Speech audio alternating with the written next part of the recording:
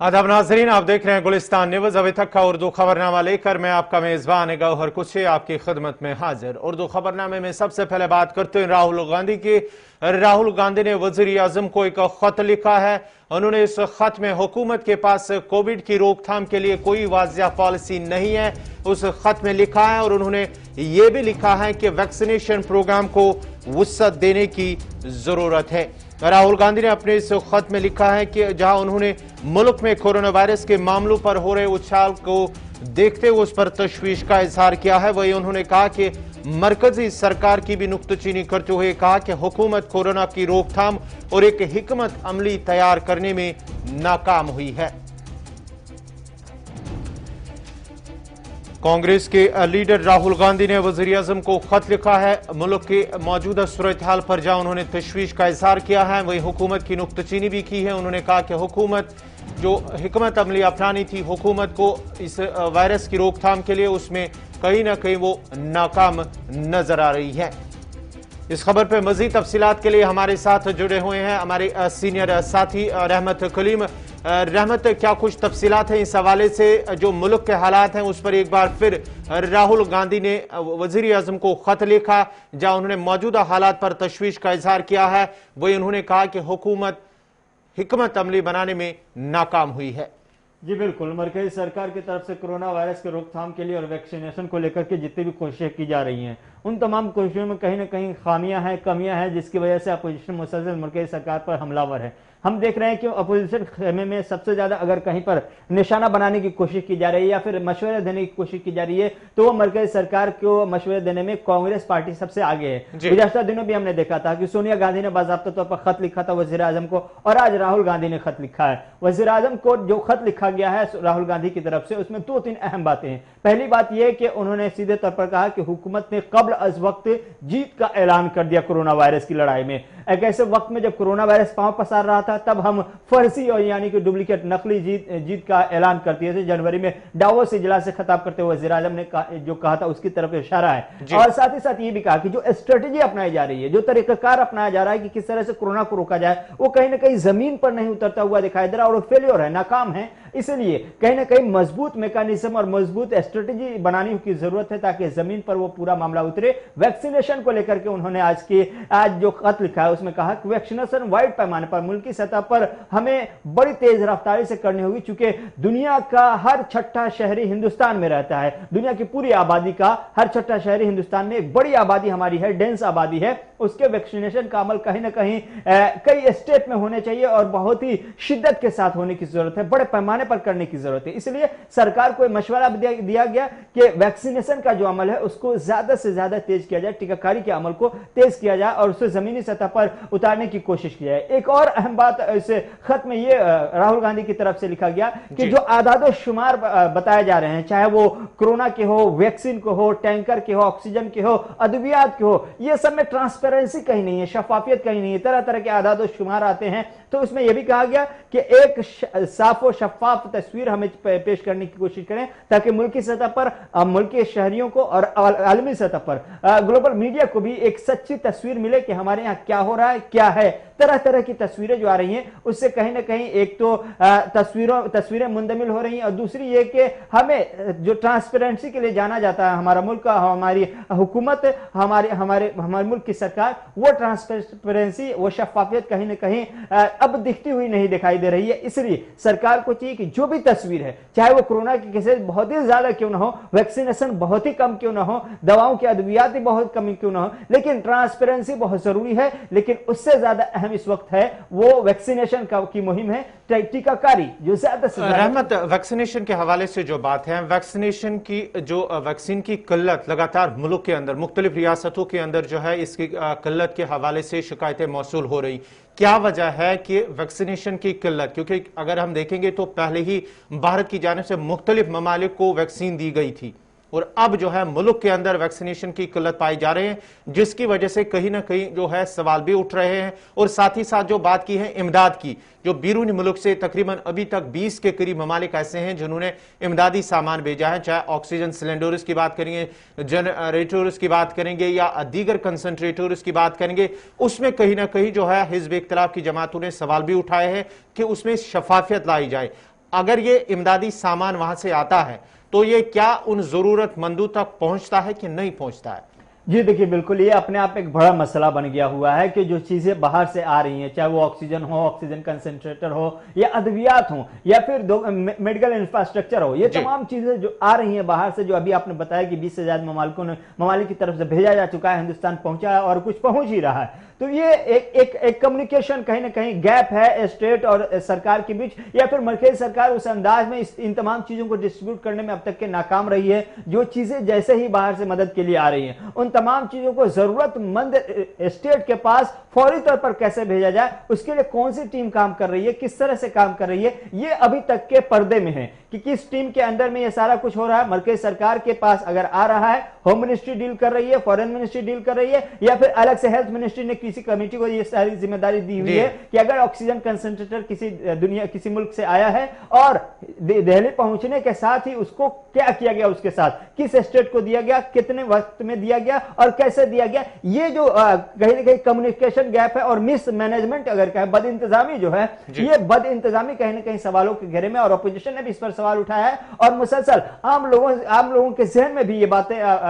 पहुंच रही हैं, या आम जहन भी ये सोचने लगा है कि इतनी सारी चीजें जब आ रही हैं, ऑक्सीजन के इतने बड़े बड़े टैंकर आ रहे हैं, कंसंट्रेटर आ रहे हैं, मेडिकल इंफ्रास्ट्रक्चर भेजे जा रहे हैं, लेकिन ये चीजें जा कहां रही है? हेल्थ इंफ्रास्ट्रक्चर अभी भी तो वही है, अस्पतालों की वही सूरत है, ऑक्सीजन की वही किल्लत है, अद्वियात की वही किल्लत है, तो फिर ये चीजें जा कहां रही है? ये एक आम इंसान के जहन में सवाल उठ रहा है। इसीलिए यह माना जा रहा है कि अभी जो मिसमैनेजमेंट की वजह से ये तस्वीरें बन रही है, इसको सरकार जल्द से जल्द बेहतर कर ले, ताकि वक्त। रहमत, आखिर पर आपसे जानना चाहूंगा, जो खबर इस वक्त मिल पा रही है कि सोनिया गांधी जो कांग्रेस की सदर है, वो अरकान पार्लियामान के साथ एक वर्चुअल मीटिंग, यानी कि माना जाता है कि 11 बजे वो मीटिंग शुरू हुई है और मुल्क में कोरोना की सूरत हाल से मुतल्लिक अरकान से बातचीत हो गई। इस हवाले से क्या कुछ तफसीलात है? जी बिल्कुल, 11:10 पर यह मीटिंग शुरू हुई है, करीब 20-22 मिनट ये मीटिंग अभी चली है। इसमें शुरुआती रिमार्क्स में सोनिया गांधी की तरफ से कोरोना वायरस को लेकर के जो मुल्क की सतह पर सूरत हाल है, उसमें तमाम अरकान पार्लियामेंट जो कांग्रेस के हैं, जो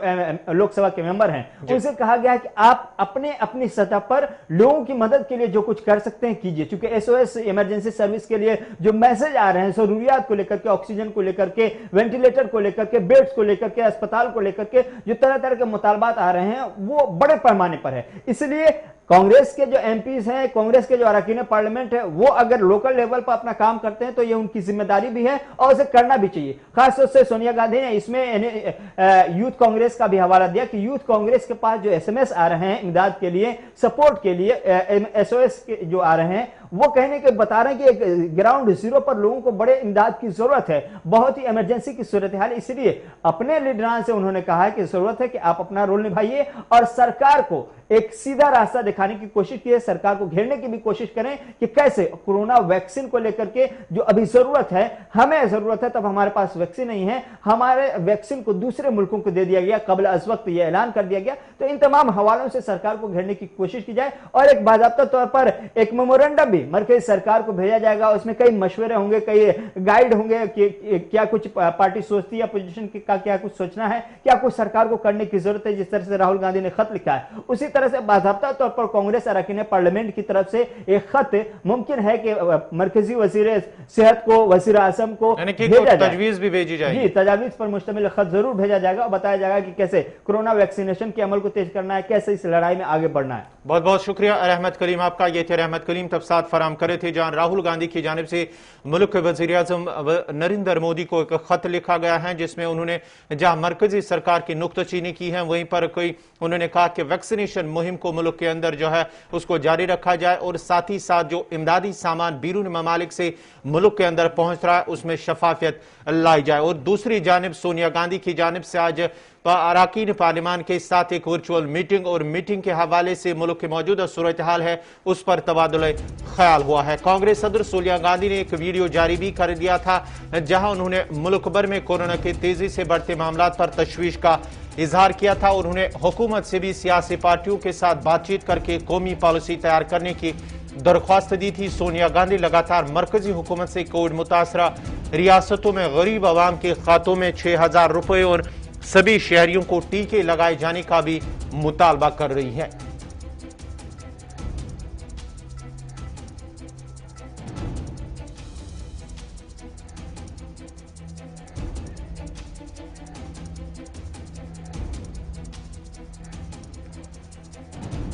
जहां मुल्क के मौजूदा हालात पर सदर राहुल गांधी ने मुल्क के वजीर आजम को खत लिखा और कांग्रेस की सदर सोनिया गांधी अरकान पार्लियामान के साथ उन्होंने मीटिंग किया। वहीं पर माना जाता है कि कल chief justice of India justice N V Ramana कल वीडियो कॉन्फ्रेंसिंग करेंगे। तमाम हाई कोर्ट्स के चीफ जस्टिस उस कॉन्फ्रेंस में शामिल होंगे और साथ ही साथ अदालतों के कामकाज पर तबादुल ख्याल होगा और मुल्क की मौजूदा सूरत हाल पर भी गौर खोज होगा। कल chief justice of India N V Ramana video conferencing के जरिए वो मीटिंग करेंगे। तमाम हाई कोर्ट्स के चीफ जस्टिस उसमें शामिल होंगे और अदालतों के कामकाज पर जहां तबादुल ख्याल होगा वहीं पर मुल्क की मौजूदा सूरत हाल पर भी गौर खोज किया जाएगा।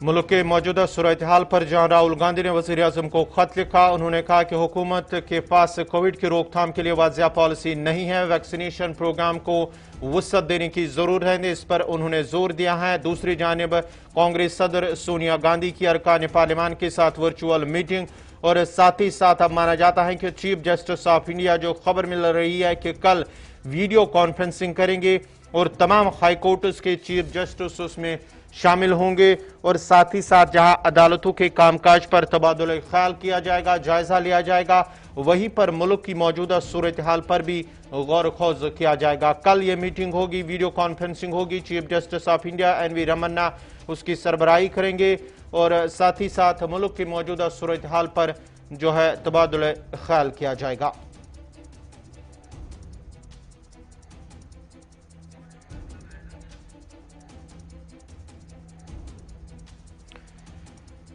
Chief justice of India N V Ramana कल वीडियो कॉन्फ्रेंसिंग करेंगे, साथ ही साथ अदालतों के काम और साथ ही साथ मुल्क की मौजूदा सूरत हाल पर भी तबादुल ख्याल किया जाए, गौर खोज किया जाएगा कि मुल्क की सूरत हाल किस तरह की, उस पर भी उनसे जायजा लिया जाएगा। इसका खबर पर मजीद तफसीलात के लिए हमारे साथ जुड़ चुके हैं हमारे सीनियर साथी आसिफ रशीद। आसिफ, क्या कुछ तफसीलात हैं इस हवाले से? कल माना जाता है कि chief justice of India N V Ramana video conferencing करेंगे जहां तमाम हाई कोर्ट उसके चीफ जस्टिस उसमें शामिल होंगे। बिल्कुल, काफी अहम मीटिंग है गौहर। ये तमाम इदारे मुल्क की मौजूदा सूरत हाल को मद्देनजर रखते हुए अपनी अपनी जगह मुतहरिक हो रहे हैं, क्योंकि जैसे जैसे माहिरीन की तरफ से खदशात जाहिर किए जा रहे हैं वैसे वैसे तैयारियां मजीद आगे बढ़ रही हैं। और इस सिलसिले में मुसलसल हम देख रहे थे कि वीडियो कॉन्फ्रेंसिंग के जरिए अदालतों के अंदर केसों की समाअत हो रही थी और अब जस्टिस एनवी रमन्ना जो कि कुछ हफ्ते पहले ही जिन्होंने हिंदुस्तान के नई चीफ जस्टिस के तौर पर हल्फ लिया था, ओहदा संभाला था और उसके बाद एक बड़ी जिम्मेदारी उन पर आई थी कि मौजूदा हालात में हुकूमत के खिलाफ या हुकूमत के हक में जितनी भी अर्जियां आती हैं, जितनी भी केसेस आते हैं, उनकी समाअत कैसे होगी और कैसे अदालत उज़्मा हालात के पेश नजर फैसला देगी, इस पर सबकी नजरें मरकूज थी। इन तमाम चीजों के बीच में कल का दिन काफी अहम है, जहां पर मुल्क के चीफ जस्टिस वीडियो कॉन्फ्रेंसिंग के जरिए खिताब करने वाले हैं और हिंदुस्तान के अंदर जितने भी हाई कोर्ट्स हैं, अदालतें आलिया हैं, उन अदालतों के चीफ जस्टिस जो हैं वो कल उनके साथ रूबरू होंगे और उनकी तरफ से कुछ खबर ये भी अभी आ रही है, हालांकि तस्दीक होना इसकी बाकी है, कि उनसे मशवरे भी लिए जाएंगे कि कैसे अदालतों के कामकाज के साथ साथ इस वक्त जो ऑफिशियल वर्क है वो मजीद आगे बढ़ाया जा सकता है, क्योंकि दो बड़े चैलेंजेस इस वक्त अदालत के सामने भी हैं सरकार के साथ साथ, इसलिए ये काफी कल का दिन अहम होगा। एक चैलेंज ये कि हालात से निपटने के लिए इस वक्त कैसे मुल्क के अंदर सरकार जो इकदाम कर रही है, शहरियों की हिफाजत को कैसे यकीनी बनाया जाए, हर हिंदुस्तानी शहरी तक वैक्सीन पहुंचे, हर बीमार शहरी तक ऑक्सीजन पहुंचे, ऑक्सीजन कॉन्सेंट्रेटर पहुंचे, हर बीमार शहरी को अस्पतालों के अंदर बेड मिले, इस पर कैसे फोकस किया जाए। सरकार के खिलाफ शिकायतें आ रही थी और अदालतों तक केसेस पहुंच रहे थे और अदालत में ऐसे में जिम्मेदारी बढ़ जाती है जब हुकूमत पर काफी ज्यादा दबाव हो, तो तमाम नजरें अदालत उज़्मा पर इस वक्त मरकूज है, नंबर 1। नंबर 2 जो चैलेंज सरकार के जो इस वक्त अदालतों के सामने वो ये कि हालात के पेश नजर जहां पर पहले ही हिंदुस्तान के अंदर लाखों केसेस पेंडिंग पड़े थे अदालतों के अंदर, उसमें मजीद इस वक्त दबाव अदालतों पर भी पड़ रहा है, क्योंकि बहुत सारे लोगों के केसेस हैं, ज़ेरे इल्तवा हैं अदालतों के अंदर पहले से, और आलमी वबा के इन 3-4 महीनों के अंदर जो दूसरे लहर ने इस वक्त केसेस ने अचानक उछाल पकड़ा है तेजी के साथ, 3 से 3.5-4 लाख केसेस बढ़ना शुरू हुए। इन सब के बीच में जो पेंडिंग केसेस हैं और नए केसेस, उनको डिस्ट्रीब्यूट करके उनकी समाअत कैसे मुमकिन हो ताकि इंसाफ की फराहमी को भी यकीनी बनाया जाए। दोनों चैलेंजेस से निपटने के लिए तैयारी बड़े पैमाने पर की जा रही है और बड़ी बात इसमें यह है क्योंकि इस वक्त अदालतों का कामकाज बहुत सारी जगहों पे यह है कि वीडियो कॉन्फ्रेंसिंग के जरिए ही चल रहा है, समाअत वीडियो कॉन्फ्रेंसिंग के जरिए हो रही है। और एक और बड़ी चीज इस वक्त की, जब अदालत में बहुत सारे लोग अस्पतालों की तरफ से पहुंच रहे हैं, मुख्तलिफ तंजीमों की तरफ से, एसोसिएशन की तरफ से पहुंच रहे हैं, ये बताने के लिए कि मुल्क का जो बुनियादी निजाम जो है, तिब्बी निजाम है या बुनियादी सेहत का ढांचा है, वो सही नहीं है। उसके खिलाफ रोज अर्जियां दायर होती हैं, एक दिन भी पिटीशन पहुंचती है, दूसरे दिन भी पिटीशन पहुंचती है। तो उन तमाम केसों की समाअत कैसे मुमकिन हो या इन केसेस से बचा जाए, कैसे इंसाफ भी फराहम हो और मुल्क का निजाम भी ठीक हो, शहरियों को इंसाफ भी मिले और उनकी सेहत भी ठीक रहे, ये हुकूमत के साथ साथ अदालत की तरजीहात में इस वक्त शामिल है। और इसी के पेश नजर कल का इजलास वीडियो कॉन्फ्रेंस काफी अहम, जहां पर हाई कोर्ट पूरे मुल्क के, जिनके चीफ जस्टिस कल वीडियो कॉन्फ्रेंसिंग के जरिए जस्टिस एनवी रमन्ना के सामने अपनी बात भी रख सकते हैं। बहुत बहुत शुक्रिया आसिफ रशीद आपका। ये थी तफसीलात फराहम कर रहे थे आसिफ रशीद, जहां कल chief justice of India N V Ramana की सरबराही में कल वीडियो कॉन्फ्रेंसिंग होगी और तमाम हाई कोर्ट्स के चीफ जस्टिस उस कॉन्फ्रेंस में वो शामिल होंगे और अदालतों के कामकाज पर जहां तबादुल ख्याल होगा, वहीं पर मुल्क की मौजूदा सूरत हाल पर भी गौर खौज किया जाएगा। अब बात कोरोना वायरस की हम कर रहे हैं। दुनिया भर में कोरोना का कहर थमने का नाम नहीं ले रहा है और दिन ब दिन मस्बत मामलों के साथ साथ अमवात की शरह में भी बेतहाशा इजाफा हो रहा है। भारत में 16वें रोज के दौरान तीसरी मरतबा 4 लाख से ज्यादा कोरोना केसेस सामने आए हैं। भारत में अब तक के रिकॉर्ड 4 लाख से ज्यादा मस्बत मामले दर्ज हुए हैं। मरकजी वजारत सेहत की जानिब से जारी आदाद शुमार के मुताबिक गुज़श्ता 24 घंटों के दौरान मुल्क में अब तक के रिकॉर्ड 4,14,188 नए मस्बत मामले सामने आने के साथ ही मुतासरा अफराद की तादाद बढ़कर 2,14,91,598 हो गई है। इस दौरान 3,31,507 मरीजों को अस्पतालों से रुखसत भी किया गया है और मुल्क में अब तक 1,76,12,351 अफराद कोरोना को शिकस्त दे चुके हैं। मुल्क में एक्टिव केसेस में मुसलसल इजाफा होने से उनकी तादाद 36,45,164 हो गई है। वहीं 24 घंटों के दौरान मुल्क में मजीद 3,915 मरीजों की मौत होने के साथ ही मरने वालों की तादाद मजमूई तादाद 2,34,083 पहुंच गई है। जम्मू कश्मीर की बात करेंगे तो जम्मू कश्मीर में गुज़श्ता 24 घंटों के दौरान अब तक के रिकॉर्ड 4,926 मस्बत मामले दर्ज हुए हैं, जिसमें वादी कश्मीर से 3,241 मामले, जबकि जम्मू सूबे से 1,685 मस्बत मामले दर्ज हुए हैं। 24 घंटों के दौरान 52 मुतासरीन की मौत के साथ मालिकून की मजमूई तादाद 2,562 पहुंच गई और मालिकून में जम्मू सूबे से सबसे ज्यादा 34, जबकि वादी कश्मीर से 18 अमवात शामिल है। वादी कश्मीर में किस तरह की सूरत हाल है, खासकर शहर श्रीनगर और आज जुम्मतुल विदा के मौके पर जहां मरकजी जामिया मस्जिद श्रीनगर के अंदर आज तकरीबात को मनसूख किया गया है, वहीं पर किस तरह के हालात बने हुए हैं शहर श्रीनगर के अंदर। मजीद तफसीलात के लिए सीधा श्रीनगर चलते हैं, जहां हमारे साथ जुड़ चुके हमारे सीनियर साथी सईद इरफान फाजिल। इरफान, किस तरह की सूरत हाल है वादी के अंदर? अगर इन श्रीनगर की बात करेंगे, लगातार वादी में जो है मस्बत मामलों में इजाफा देखने को मिल रहा है।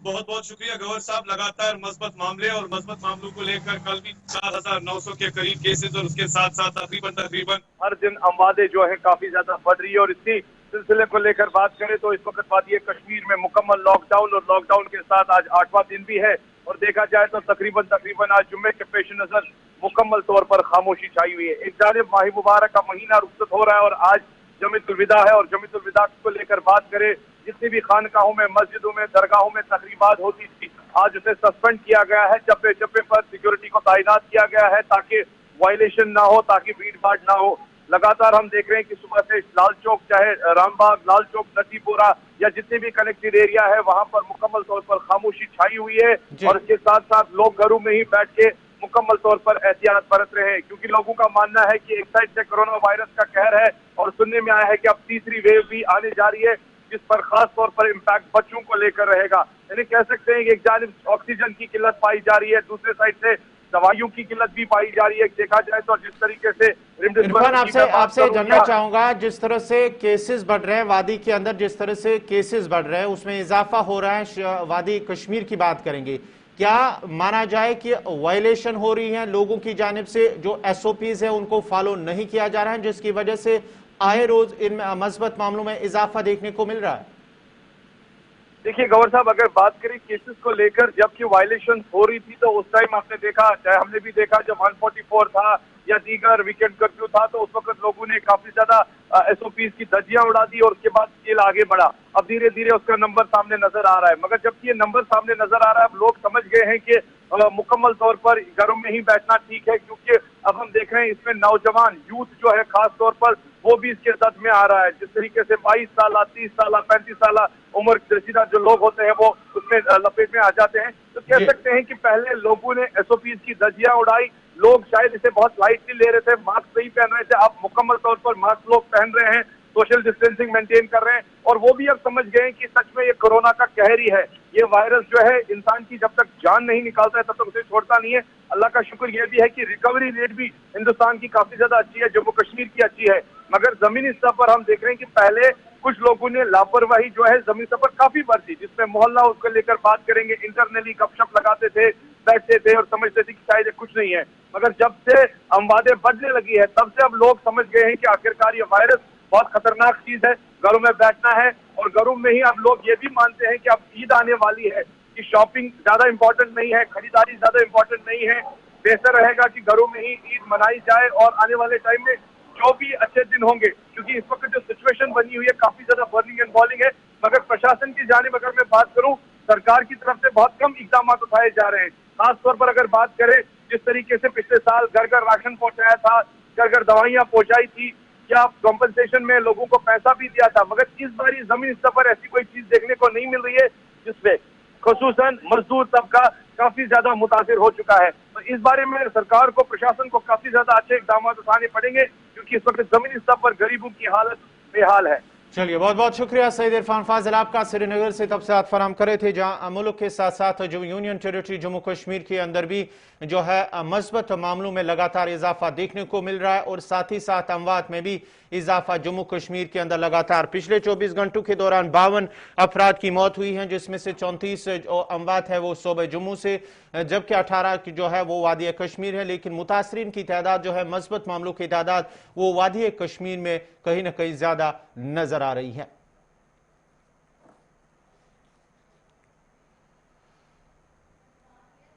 कोरोना वायरस की आलमी वबा के बाद अब भारत में 2 करोड़ 30 लाख से ज्यादा अफराद गुर्बत का शिकार हुए हैं, जिनमें से खवातीन और नौजवान शदीद मुतासिर है। एक रिपोर्ट के मुताबिक कहा गया है कि कोरोना की आलमी वबा ने भारत में 2 करोड़ 30 लाख अफराद को गुर्बत में धकेल दिया है, जबकि कोरोना की दूसरी लहर से हालात मजीद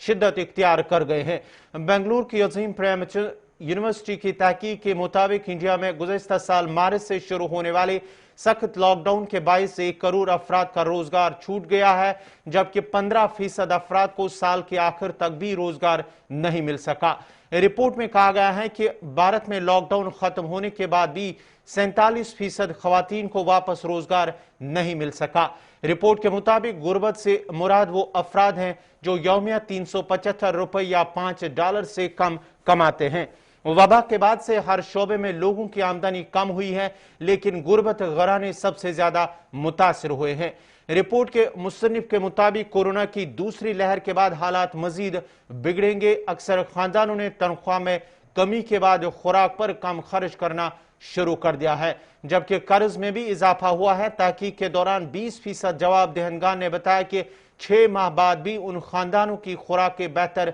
नहीं हो सकी है। गुज़श्ता साल लॉकडाउन के बायस जिन अफराद का रोजगार छिट गया है, उनमें से नौजवान तबका सबसे ज्यादा मुतासिर हुआ है। 25 साल से कम उम्र के अफराद में 3 में से हर एक शख्स को साल के आखिर तक दोबारा रोजगार नहीं मिल सका। एशिया की तीसरी बड़ी मईशत कोरोना से पहले भी सुस्त रवि का शिकार थी, लेकिन आलमी वबा ने कई सालों की कामयाबियों को मुतासिर किया है। गुज़श्ता साल भारत के 50 मिलियन शहरियों को गुर्बत से बाहर निकालने की तवक्का की जा रही थी। तवक्का के बरक्स अप्रैल और मई के महीनों में कारोबार बंद होने से 20% गरीब तरीन तबके को अपनी तनख्वाहों से भी खाद धोना पड़ेगा।